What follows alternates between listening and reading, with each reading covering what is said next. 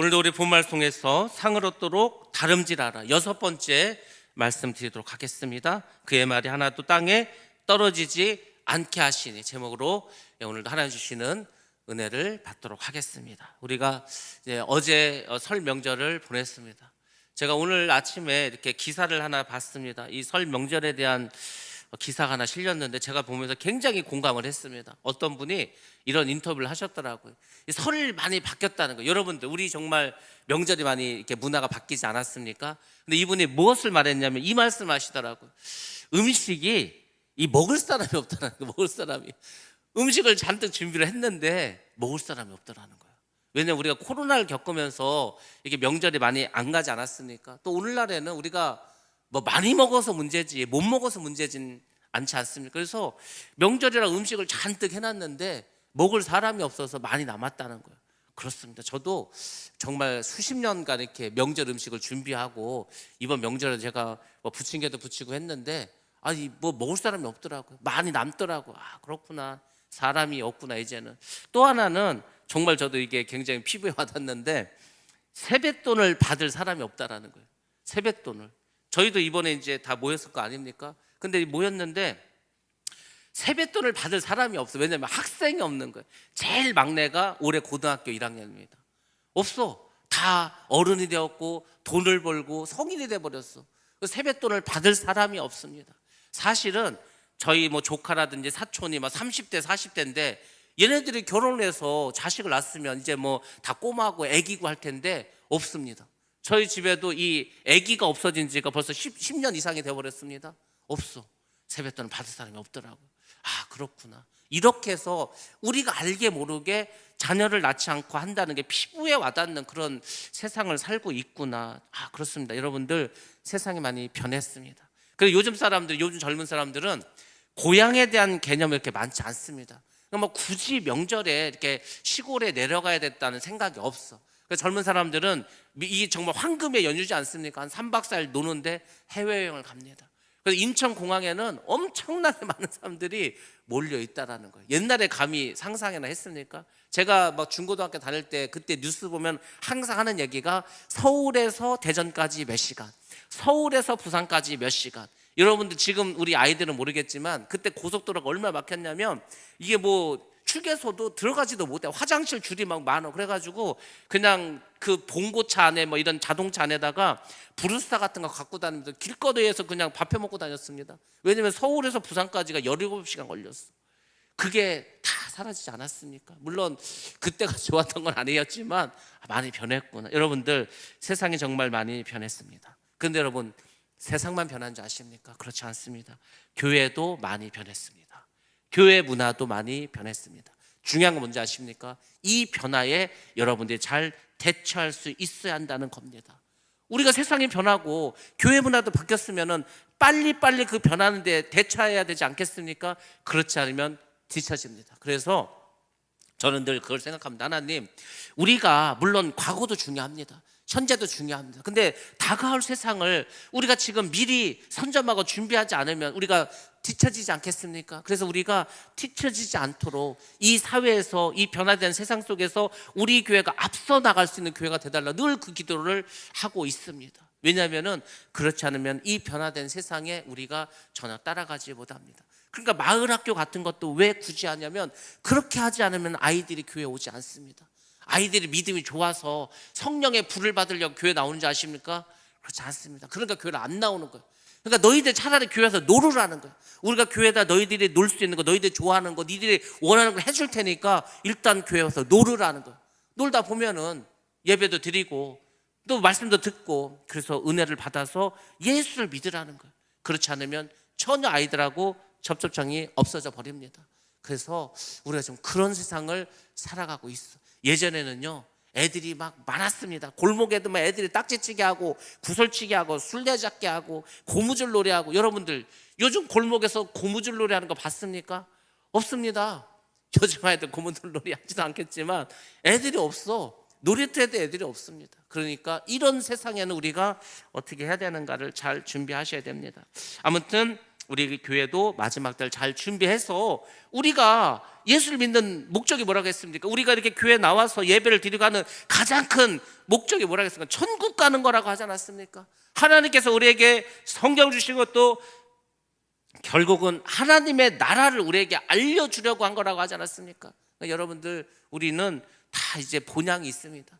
우리가 명절 때 고향을 찾아가듯이 우리도 이 세상에 나와서 광야 생활을 겪고 이렇게 살았습니다. 우리 모두는 저 천국 아버지가 계신 그 하늘나라로 다 가야 할 줄로 믿습니다. 오늘 열심히 여러분들이 그래서 신앙생활을 하셔야 됩니다. 자, 지난주에 이어서 계속해서 이제 말씀을 드리도록 하겠습니다. 하나님께서 사무엘을 불렀습니다. 총 4번을 불렀습니다. 사무엘이 처음에는 이게 엘리가 부른 줄 알고 계속 엘리에게 갔는데 엘리 제사장이 3번째 오니까 아무래도 하나님 너를 부르시는 것 같다고, 그래서 하나님께서 너를 부르시면은 주여 주의 종이 여기 있나이다 말씀하옵소서, 이렇게 하나님의 음성을 듣는 방법을 알려줬습니다. 하나님께서 사무엘을 부르셨습니다. 당연히 부르신 이유가 있었을 것입니다. 하나님은 사무엘을 통해서 하나님의 말씀을 전하기를 원했습니다. 그럼 도대체 하나님께서는 사무엘에게 무슨 내용을 전하고 싶었을까? 그것은 엘리 집의 심판을 전하기 위해서였습니다. 엘리 제사장의 그 집안을 하나님이 심판하시는데 사무엘을 통해서 그것을 알려주셨다는 겁니다. 그래서 사무엘은 하나님의 말씀에 순종해서 엘리 제사장에게 그 집의 심판을 전합니다. 여기서 중요한 게 뭐냐면 엘리 제사장이 만약에 그 얘기를 들었다면 아마 회개를 해야 했을 겁니다. 근데 성경을 아무리 봐도 회개를 했단 말이 없습니다. 그래서 결국 그 집은 망하고 맙니다. 그리고 하나님께서 사무엘을 새로운 말씀의 종으로 성장시키시고 사용하신다는 겁니다. 이게 굉장히 중요하죠.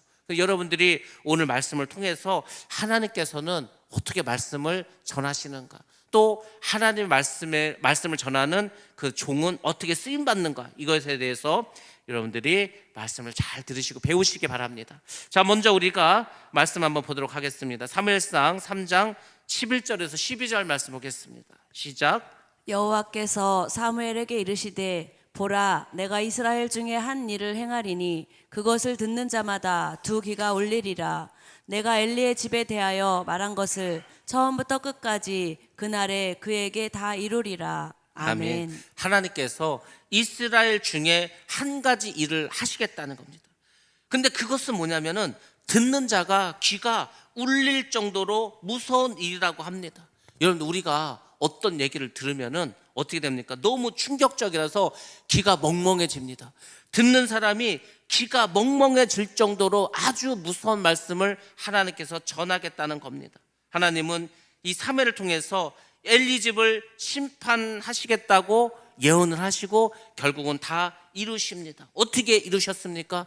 결국 블레셋이 쳐들어와서 법궤를 빼앗아 갑니다. 성소는 파괴됩니다. 홈리와 비나스는 한날 한시에 같이 죽습니다. 그 집에는 노인이 없습니다. 왜? 다 젊어서 죽어버리기 때문에. 그리고 엘리의 며느리는 아이를 낳다가 죽어버립니다. 그리고 아들이 죽었다는 이야기를 듣고 엘리 제사장은 의자에 앉아있다가 목이 부러져서 죽고 맙니다.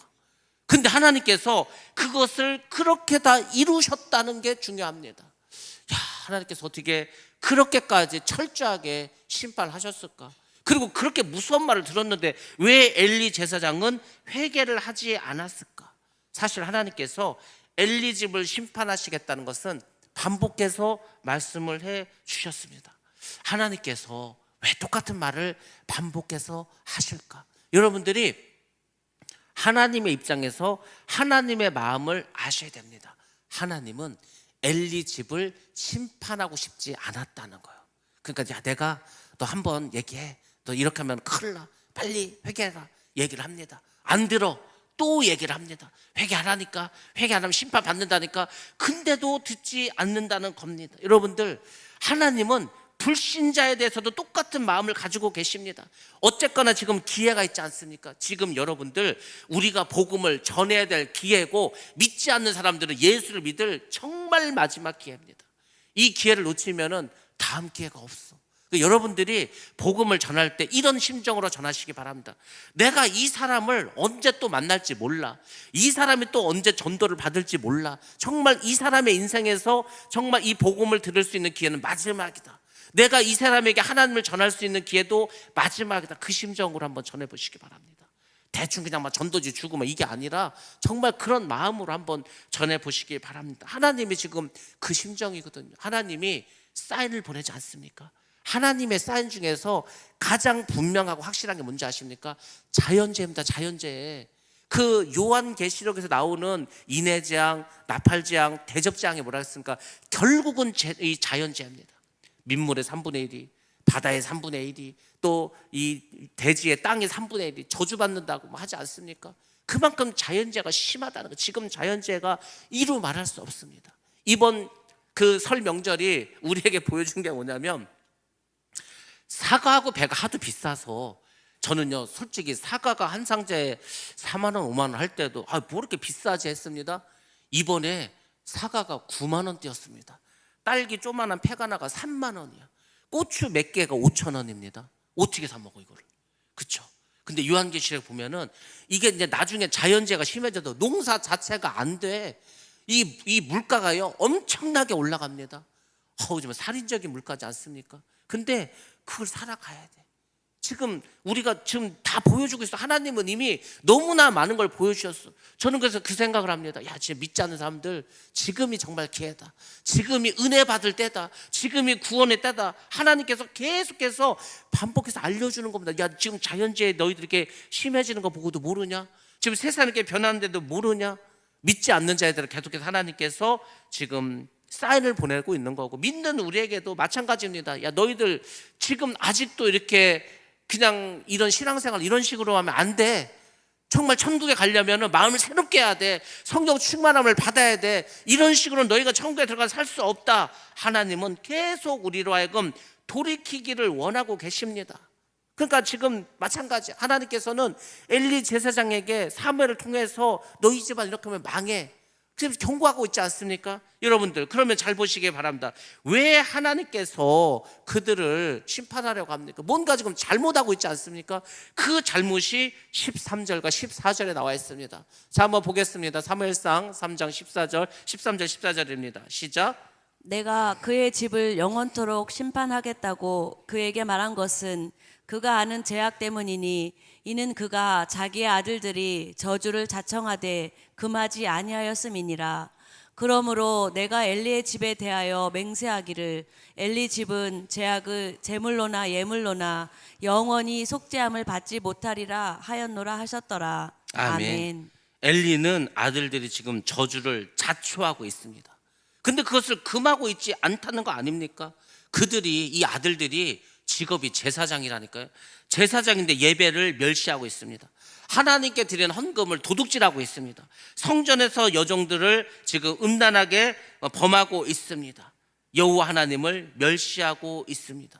여러분들, 우리가 하나님께 예배를 드린다. 오늘도 우리가 명절이지 않습니까? 명절 연휴에 이렇게 하나님께 나와서 예배 드리는 게 얼마나 정말 기쁜 일이고 감사한 일인지 모릅니다. 저는 명절을 지나면서 이 교회에 대해서 더 소중함을 느꼈어요. 예배에 대한 소중함을 더 많이 느꼈습니다. 믿지 않는 사람들하고 어울리고 세상에 이렇게 나가보니까 마음이 답답해지더라고요. 빨리 교회 가서 예배 드리고 싶은 마음이 막 들었습니다. 여러분들, 우리는 예배를 드릴 때 정말 애통함으로 드려야 됩니다. 정말 간절한 마음으로 예배를 드려야 됩니다. 근데 이들에게 있어서 예배는 그냥 직업이었습니다. 직업. 그러니까 뭐 먹을 만한 거 없냐? 먹는 것만 탐합니다. 예쁜 여자만 바라봅니다. 하나님에 대한 생각이 전혀 없어. 지금 하나님께 제사를 드려야 되는 제사장이 하나님을 멸시하고 전혀 죄의식을 느끼지 않고 있습니다. 그러면 아버지가 그것을 금해야 되지 않겠습니까? 근데 아버지도 그렇게 하지 않았다는 거예요. 하나님께서 얼마나 무서운 말을 한지 아십니까? 하나님께서 너희들의 재물을 받지 않고 너희들의 예물도 받지 않겠다. 그것으로 너희들 내가 용서하지 않겠다는 겁니다. 여러분들, 성경에 보면 재물이라는 게 있고 예물이라는 게 있습니다. 재물은 뭐냐면 피를 흘려서 하나님께 드리는 겁니다. 그러니까 재물은 짐승을 잡아서 드리는 걸 재물이라고 하는 겁니다. 예물은 피 흘림이 없습니다. 피 흘림이 없는 게 뭡니까? 곡식 있지 않은 곡식을 빻아서 하나님께 드립니다. 구약의 제사는 뭡니까? 이게 회개야. 짐승을 잡든지 곡식을 갖고 가서 하나님 내가 죽을 수 없으니까 내 대신 이 짐승을 죽여서 드립니다. 용서해 달라고. 근데 하나님 그걸 안 받겠다는 겁니다. 하나님 뭡니까? 너희 죄를 용서하지 않겠다는 거 아닙니까? 하나님이 이렇게 말씀하셨다 하더라도 분명하고 확실하게 회개를 철저하게 했어야 됩니다. 근데 그렇게 하지 않았다는 겁니다. 부모는 자녀가 죄를 지으면 반드시 그것을 금지시켜야 됩니다. 아주 그냥 호되게 혼내야 됩니다. 벌을 줘서라도 절대로 그렇게 하지 못하도록 해야 됩니다. 그게 뭔지 아십니까? 그것이 바로 사랑입니다. 사랑. 그냥 이뻐하는 게 사랑이 아니라고. 잘못을 하면 지적을 하고 절대로 그렇게 하지 않도록 하는 게 부모가 해야 될 일이고, 그것이 부모의 사랑입니다. 근데 오늘은 사랑이 변질됐어. 아이를 혼내지 않는 게 사랑이라고 생각합니다. 절대 그렇지 않습니다. 자녀가 올바라 갈 수 있도록 하는 것이 부모의 사랑입니다. 목자도 마찬가지입니다. 목사도 성도에게 항상 잘못하면 지적을 해야 됩니다. 믿음에서 벗어난 것을 꼭 이야기해야 됩니다. 왜냐하면 목자는 성도에게 파수꾼과 같은 역할을 해야 되기 때문입니다. 죄를 죄라고 알려줘야 될 거 아닙니까? 그래서 심판의 메시지를 항상 전해줘야 합니다. 요즘은 이 강단에서 성도들에게 죄를 지적하지 않습니다. 왜냐하면 요즘 사람들은 그것을 배려라고 생각합니다. 아니, 강대상에서 성도들에게 죄에 대해서 심판에 대해서 말하지 않는 게 그게 죄입니다. 근데 그것을 배려라고 생각하는 거예요. 그것을 매너라고 생각합니다. 절대 그렇지 않습니다. 우리는 반드시 잘못되고 있다 지적을 하고 절대 그렇게 해서는 안 된다고 이야기해 줘야 됩니다. 그래야 그 사람을 살릴 수가 있습니다. 독일에서 있었던 일인데, 독일에 어떤 사형수가 있었습니다. 이 사형수에게 목사가 가서 이제 이야기를 하는 거예요. 당신은 죄를 졌다고. 당신은 죄를 졌는데 회개하지 않거나 당신이 돌이키지 않으면은 당신은 지옥에 갈 수밖에 없다고. 그렇게 이야기를 합니다. 근데 이 목사가 너무 직업적으로 말을 한 거예요. 직업적으로. 근데 이제 사형수가 가만히 그 목사가 하는 얘기를 들었습니다. 그러면서 하는 얘기가 이겁니다. 아니, 목사님, 만약에 정말 당신이 하는 이 말이 사실이라면, 내가 회개하지 않고 영원한 지옥불에 가서 영원토록 고통을 당한다면 당신이 이렇게 아무 감정 없이 나에게 이 글을 읽어줄 수가 있냐고. 정말로 내가 정말 지옥 가서 영원히 죽을 수밖에 없다면 나를 위해서 정말 회개하라고, 막 매달려서라도 제발 회개하라고, 제발 하나님께 용서해달라고 뭐 이렇게 해야 될 거 아니냐고. 근데 이 목사는 그냥 가가지고 직업적으로 읽는 거야. 당신이 죄를 짓고 회개하지 않으면 당신은 지옥에서 영원히 살아갑니다. 별 어떤 의미도 없이. 여러분들, 정말 우리가 그 영혼을 사랑한다면, 그 영혼이 지옥 갈 걸 생각한다면 어떻게 해야 되겠습니까? 어찌해서든지 예수를 믿게 해서, 정말 뭐 사형수니까 어차피 죽어야 된다면 육신은 죽더라도 그 영혼만이라도 구원받을 수 있도록 정말로 간절히 그 사람에게 이야기해야 되지 않겠습니까? 근데 오늘날 그런 게 없어. 전하는 목사도 그냥 뻔한 얘기하고, 듣는 사람도 오늘도 교회 갔으니까 뭐 무슨 말 하나보다 그냥 들어보자 하고 그냥 잊어버린다면 그 예배가 무슨 의미가 있겠습니까? 우리가 이렇게 명절 중에, 휴가 중에 이렇게 시간을 내서 굳이 예배를 드린다면 전하는 저나 말씀 듣는 여러분이나 뭔가는 얻어야 될 거 아닙니까? 아, 이렇게 살면 안 되는구나. 내가 정말 변화돼야 되겠구나. 내가 새로워져야 되겠구나. 그 정도라도 여러분들 깨닫고 가야 되지 않겠습니까? 그러니까 하나님께서는 그것을 항상 우리에게 말씀해 주는 겁니다. 여러분들 잘 생각해 보시기 바랍니다. 하나님께서 왜 사무엘에게 엘리 집의 심판을 전하게 하셨을까? 여러분들, 우리가 성경을 보면서 왜라는 것을 한번 잘 기억하고 읽어보시기 바랍니다. 우리가 성경을 쭉 읽다 보면은 사무엘은 그럼 어떻을까? 사무엘, 엘리의 자식들은 지금 완전히 그냥 페르나야, 불량자야. 그 결국 하나님께 지금 심판을 받아. 근데 여러분, 사무엘의 아들 둘도 이제 사사가 됩니다. 근데 어떤 일이 벌어진지 아십니까? 사람들이 이제 장로들이나 이제 그 지도자들이 사무엘을 찾아와. 당신의 아들이 당신처럼 이렇게 하지 않는다는 거예요. 당신의 아들들이 이익을 위해서 재판을 지금 정의롭게 하지 않는다는 거예요. 그러니까 뭐라고 한지 아십니까? 우리에게 왕을 달라는 거예요. 그래서 사무엘 이후에 사무엘의 아들들이 사사를 하고 그 이스라엘 지도자 역할을 하다가 못하니까 결국은 하나님께서, 그래 그럼 니들이 원하니까 내가 왕을 세워줄게 하나님의 생각은 하나님이 이스라엘의 왕이 되시고 하나님의 선지자들 대언자를 통해서 하나님의 말씀을 이스라엘 백성에게 전하길 원하셨는데, 이게 지금 백성들도 그렇지 않고 하나님의 종도 그 일을 감당하지 못해 결국은 왕을 그냥 허용해 버리고 맙니다.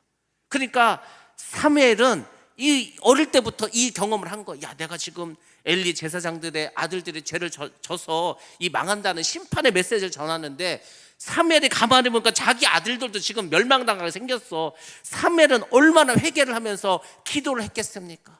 그러니까 하나님께서 사무엘 아들들에게 뭐 심판하고 저주했다 이런 말은 나오지 않지만, 사무엘이 아마 평생 기억했을 겁니다. 내가 이 메시지를 전한 사람인데 내 아들들도 그렇게 살아가고 있는데 내가 하나님께 죄를 지어서는 안 되겠구나, 이 생각을 아마 평생 사무엘은 가지고 살아갔을 겁니다.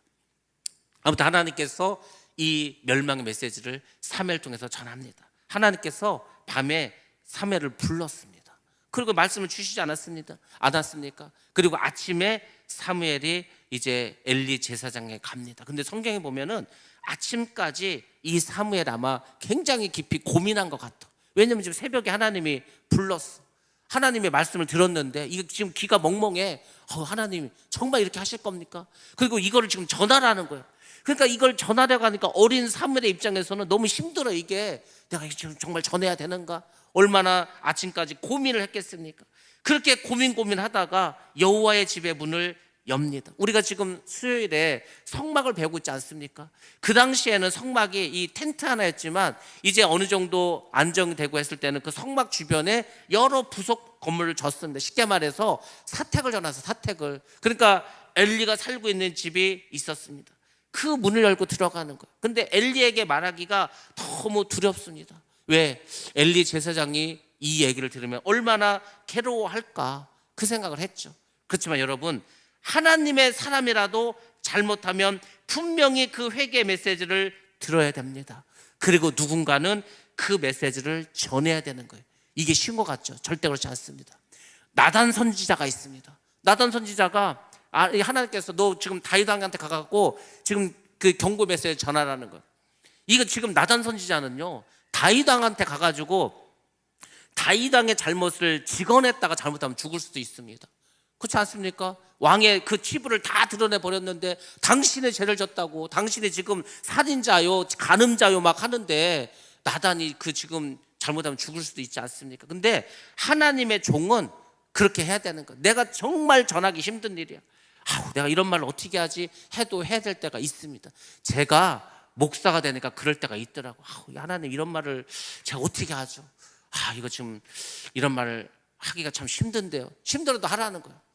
그러니까 어쩔 수 없이 제가 해야 될 때가 있습니다. 저도 인간인지라 이런 말을 좀 안 했으면 좋겠는데, 근데 하나님이 하라는데 어떻게 합니까? 해야 되겠죠. 또 하나 중요한 것은 정말 하나님을 믿는 사람이라면 누군가 자기에게 그 문제에 대해서 지적을 했을 때 그것을 정말로 회개하는 심령으로 받아들여야 돼. 근데 마음이 강팍해지면은 야, 네가 감히 나한테 이런 식으로 얘기를 해? 이렇게 될 수도 있습니다. 그러면은 그냥 결국은 멸망을 받는 겁니다.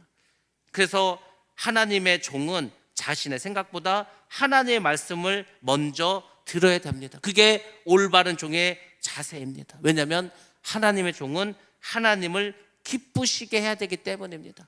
우리 교회 목회 철학 1번이 뭡니까? 하나님을 기쁘시게 하는 교회.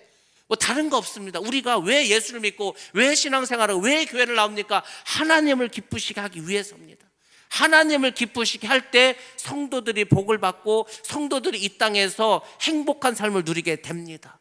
그리고 주의 종인 저는 항상 하나님의 은혜를 사모해야 하는 거예요. 제가 은혜를 받아야 돼. 제가 은혜를 받아야 받은 은혜를 여러분들에게 전해 줄 거 아닙니까? 메신저인데 중간에서 이 잘 은혜를 받고 전해야 될 거 아닙니까? 우리는 하나님을 기쁘시게 해야 됩니다. 그것이 주의 종이 해야 될 일입니다. 아무튼 엘리는 그 사무엘을 부릅니다. 그리고 네가 들은 대로 그대로 숨김없이 자세히 말하라고 합니다. 너 만약에 하나님께서 너에게 무슨 말씀을 주신 걸 내가 알고 있는데 네가 그대로 전하지 않으면 하나님께 벌을 받을 거라고, 그렇게까지 사무엘에게 이야기를 합니다. 그래서 사무엘은 이 엘리 집에 대한 하나님의 심판의 메시지를 다 전합니다. 근데 여러분 중요한 게 뭔지 아십니까? 이 메시지를 전하고 바로 그 일이 벌어진 게 아니야. 10년에서 15년의 시간이 흐른 후에 이 모든 일들이 이루어집니다.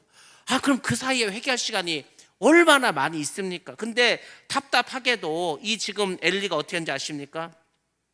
엘리는 그 하나님의 지금 말씀을 들었어. 그러면서 하는 얘기가 이겁니다. 하나님은 선하시니 선하신 대로 하실 것이다. 아니 지금 이게 무슨 말입니까? 지금 자기 집안이 멸망당하게 생겼는데 하나님이 선하시니 선하신 대로 하실 것이다. 이 얘기는 뭡니까? 자기도 자기의 죄를 알아. 지금 자식들이 지금 죄를 짓고 있지 않습니까? 자기 지금 아들도 죄를 짓고 있는 걸 알아. 그러면은 엘리 제사장은 그 자리에서 통곡을 하면서 눈물을 흘리면서 아들들 다 들어오라고 하면서 회개하면서 금식하면서 막 자기 죄를 자복하고 통회했어야 됩니다. 그러면 하나님께서 그것을 그냥 용서하지 않았겠습니까? 근데 신기하게도 하나님이 이미 앞전에 뭐라고 말했습니까? 너희들이 제물을 드리고 예물을 드려도 내가 널 용서하지 않겠다 하지 않았습니까? 하나님은 이들이 회개하지 않을 것을 알고 계셨다는 겁니다. 참 신기하게도 바로왕이 10가지 재앙을 왜 다 두들겨 맞은지 아십니까? 하나님이 그 마음을 강팍하게 해버렸어. 아무리 재난이 일어나고 지금 막 백성들이 죽게 생기고 강물이 피로 바뀌고 막 개구리가 나오고 이가 나오고 파리가 나와도 그 바로의 마음이 변하지 않는 거예요. 그 10가지 재앙 다 받았습니다. 엘리 제사장도 이렇게 사무엘이 하나님께 들은 말을 다 했는데도 결국은 듣질 않더라고. 멸망당해버렸습니다. 제가 이것을 보면서 그 생각을 했습니다. 이게 우리가 심판하시는 하나님을 알아야 되는데 사람들이 지금 그걸 알지 못하고 있구나. 현대인들이 다 그렇게 착각을 합니다. 하나님이 사랑의 하나님이라며, 하나님이 인자하시다며, 하나님은 선하시다며, 그러면 회개하면 다 용서해 주겠지. 여러분, 정말 회개는요 하나님이 주셔야 하는 겁니다. 죄를 졌는데 내가 그걸 죄라고 생각이 안 들어. 회개하고 싶은 생각이 안 들어. 그럼 회개가 안 되는 겁니다. 제가 이번 명절 그 기간에 아는 후배 이렇게 만났습니다. 교회를 안 다녀. 이제 옛날부터 아는 친구고 뭐 이렇게 해가지고 그 얘기를 하더라고. 예수 믿는 사람들은 참 좋겠대. 왜 그랬더니 죄를 마음대로 짓고 가서 회개하면 하나님 나 용서해 주지 않냐고. 자기 주변에 봐도 직장에서도 다 그렇게 한다는 거예요. 모르고 한 얘기입니다. 죄를 졌는데 회개 아무나 하는 거 아닙니다. 회개하는 심령을 하나님이 주셔야 하는 거예요. 그러니까 오늘날 사람들이 그걸 깨닫지 못하더라고요. 그냥 회개하면 되겠지. 여러분 교회 와서 하나님 제가 무슨 죄를 졌습니다. 용서해 주옵소서. 이거 회개 아닙니다. 하나님 그거 받지도 않습니다. 진정한 회개는 애통합니다. 막 진짜 회개하고 자복하면요 금식하고 정말 밤새 기도하고 눈물 콧물 다 쏟으면서 다시는 이 죄를 짓지 않겠다고. 이게 회개입니다. 그냥 입술로만 용서해달라. 이게 회개가 아니라는 거죠. 근데 하나님께서는 그 정말 심판하실 사람들은 회개할 생각 자체도 주시지 않는다는 겁니다. 하나님의 말씀 듣고도 회개하지 않으면 심판을 받을 수밖에 없습니다. 오늘날 왜 사람들이 자꾸 교회에서 멀어지고 하나님께서 멀어진지 아십니까? 죄에 대해서 둔감합니다. 심판하신 하나님을 알지 못합니다. 그리고 흉악한 죄를 져도 회개할지도 모른다는 겁니다. 양심이 다 마비되지 않았습니까? 그래서 진정한 복이 뭐냐면 여러분들 정말 복은 이겁니다. 주예전에 나올 때마다 내 마음은 애통한 거예요. 그냥 여기만 예배만 드리러 나오면 막 눈물이 나는 거예요. 하나님 어떻게 나 같은 이렇게 죄 많은 사람을 하나님의 자녀로 삼아 주셨습니까? 어떻게 저를 이렇게 은혜의 자리로 불러줘서 이렇게 날마다 은혜를 주십니까? 하나님 정말 제가 죄송하면서도 너무 고맙고 감사합니다. 이 마음을 가진 사람이 축복의 사람입니다. 늘 막 회개가 막 쏟아져. 별로 지은 죄도 없는 것 같은데도 뭐 이렇게 회개할 게 많은지 그 사람이 복된 사람이라고요. 그 사람이 주님의 마음을 알게 됩니다. 그리고 그 사람이 오늘 제목처럼 그 사람이 하는 말은 하나도 땅에 떨어지지 않습니다. 그게 진정한 복이라는 것을 여러분들 깨달으시고 여러분들 항상 예배 나오시면은 회개하는 심령으로 애통하는 심정으로 가난한 심령으로 나오시길 바랍니다. 하나님 위로해 주시고 복을 내려 주십니다. 자, 아무튼 엘리 제사장은 이제 죄를 회개하지 않고 멸망을 당합니다. 그러면 사무엘은 어떻게 됩니까? 사무엘은 점점 자라납니다. 하나님이 사무엘과 함께 하십니다. 이게 뭔지 아십니까? 촛대를 엘리 제사장에서 사무엘로 옮겼다는 겁니다. 그의 말은 하나도 땅에 떨어지지 않았습니다. 왜? 하나님이 함께 하시니까. 그러니까 사무엘이 말하는 것은 다 그대로 되는 거예요. 왜? 하나님 알려주셨으니까 참 선지자가 되었다는 징표입니다. 하나님의 뜻대로 행할 때 하나님이 주시는 축복이 이것입니다. 제가 그랬잖아요. 기도하다가 마음이 이렇게 될 것 같아. 그렇게 된다니까요. 참 신기하죠. 저도 무섭고 두렵습니다. 하나님 어떤 마음을 주셔. 그대로 기도해. 그럼 그렇게 된다니까요. 그게 어쩔 때는 감사하기도 하고 어쩔 때는 두렵기만 합니다. 왜냐하면 하나님이 주시는 그 메시지나 이런 것들이 다 축복받고 다 잘 되는 것만 있는 게 아니라니까. 지금 사무엘처럼 뭔가 지금 누가 망해, 누가 죽어, 어떤 나라가 어려움에 처해, 뭐 그런 건 어떻게 합니까? 마음이 얼마나 힘들겠습니까? 근데 그렇게 결국은 된다는 겁니다. 제 마음속에 드는 생각이 지금 2024년, 2025년 갈수록 살기 어려워지겠구나. 물가도 오르고 살기는 어려워지고 경제적으로도 어렵고 뭐 모든 것이 어려운 일만 생기겠구나. 거기다가 코로나가 더 강하게 와가지고 치사율이 높은 코로나가 발생해 버린다면, 이미 뭐 발생할 거라고 다 예언하고 있고 막 말하고 있지만, 그러면 그 이후는 우리가 어떻게 살아갈 것인가? 근데 어떻게 합니까? 그런 마음이 자꾸 생기는데 그렇게 될 것 같아. 그렇게 되면 우리가 어떻게 해야 되는? 그러니까 제가 말하지 않았습니까? 대비해야 된다고. 준비해야 합니다. 무엇으로 준비합니까? 믿음으로 준비하면 우리는 어떠한 어려움이 와도 다 이기고 나아가게 될 줄로 믿습니다. 사무엘은 자신의 하나님의 말씀에 순종했을 뿐만 아니라 그 순종을 사람들에게 가르칩니다.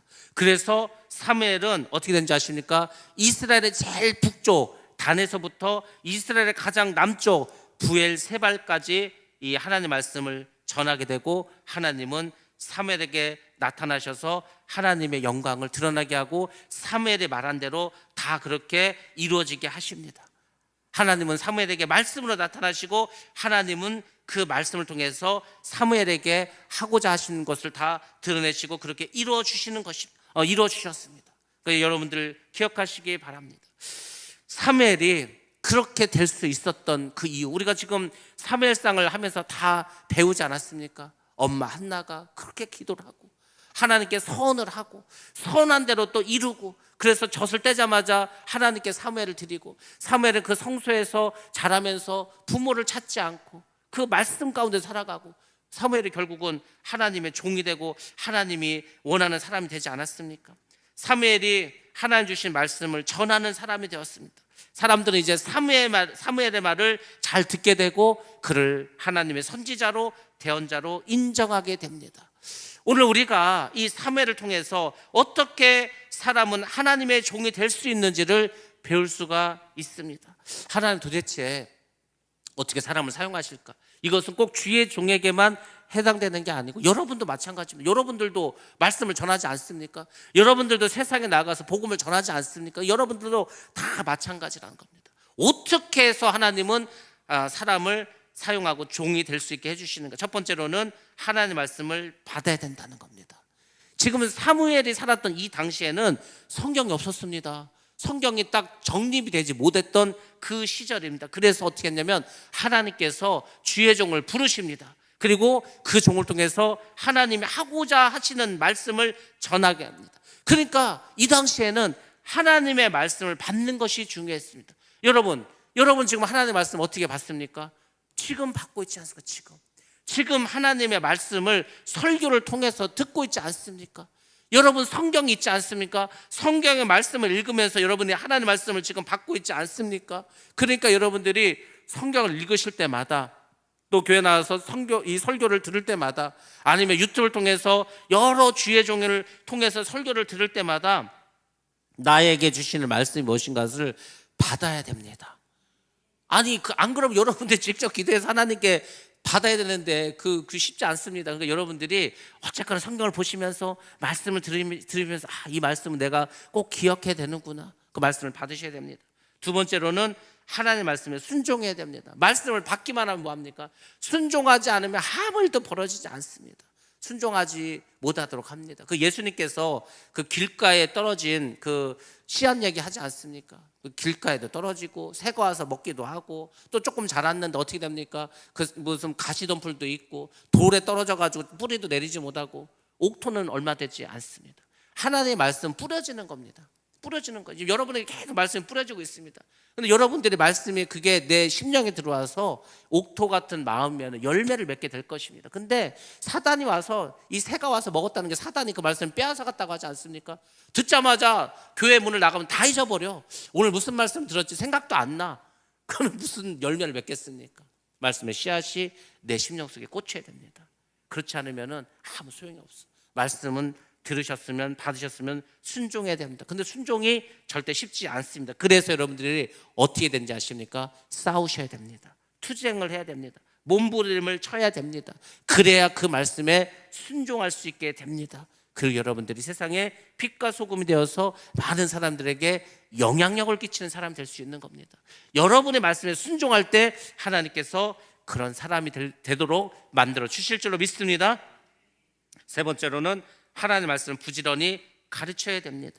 사무엘은 하나님의 말씀을 온 이스라엘에 전파했습니다. 근데 이것을 혼자 할 수 있겠습니까? 아니 뭐 그 당시에 유튜브가 있는 것도 아니고 방송이 있는 것도 아니고 성경이 있는 것도 아닌데 어떻게 이것을 전할 수가 있겠습니까? 온 이스라엘 전국에. 그래서 그는 제자를 양성합니다. 나중에 사무엘은 선지 학교를 만듭니다. 오늘날 지금 신학교를 만듭니다. 많은 제자들을 철저하게 가르칩니다. 무엇으로? 말씀을 듣고 말씀에 순종하고 말씀을 가르치는 일에. 그래서 말씀을 여러분들 잘 배우셔야 된다니까요. 작년에 우리가 요한복음을 배웠습니다. 제가 이번 연휴 기간에 마태복음을 다 끝냈어. 이제 인쇄를 해서 이제 제본만 하면 됩니다. 그래서 빠르면 2월 마지막 주간이라도 이제 올해 마태복음을 시작하려고 합니다. 여러분들 말씀 와서 배우셔야 된다니까요. 설교를 듣는 것과 말씀을 배우는 것은 또 다른 차이가 있습니다. 그러니까 월요일날 저녁 8시에 할 거니까 여러분들 이제 올해부터 많이 오셔서 우리 자녀들도 와서 말씀을 잘 배우시기 바랍니다. 영어 못해도 된다니까. 원래 제가 영어로 하는 이유는 우리나라 성경이 이게 번역이 잘못되고 이해가 안 되는 게 많아서 영어를 그냥 해석해 주면서 할 뿐이지 영어 하나도 못해도 아무 상관이 없습니다. 와서 말씀을 들으시고 배우시기 바랍니다. 그래 여러분의 삶이 변화됩니다. 우리 모두가 마지막 때에 하나님의 일꾼으로 쓰임을 받아야 됩니다. 그러려면 여러분들 말씀을 배우고 말씀을 전하시고 가르치는 입장에 서야 됩니다. 우리의 말이, 내 말이 땅에 떨어지지 않고 다 이루어지시려면은, 다 그게 응하게 되려면은 여러분들 나오셔서 말씀을 배우시고 항상 여러분 애통하는 심정으로 그렇게 살아가시기 바랍니다. 그럼 여러분들 축복의 사람이 됩니다. 여러분들이 하나님의 사람이 됩니다. 그것이 상을 얻기 위해서 다름질하는 사람이 되는 것입니다. 이제 명절도 끝났고 진정 2024년 새해가 밝았습니다. 올해는 더 말씀을 깊이 배우시고 그리고 나누시고 그리고 복음을 전파하셔서 정말 열심히 달려가시고 연말에 또 저 천국에 가서 다 상을 받는 여러분 되시기를 주님의 이름으로 축복합니다.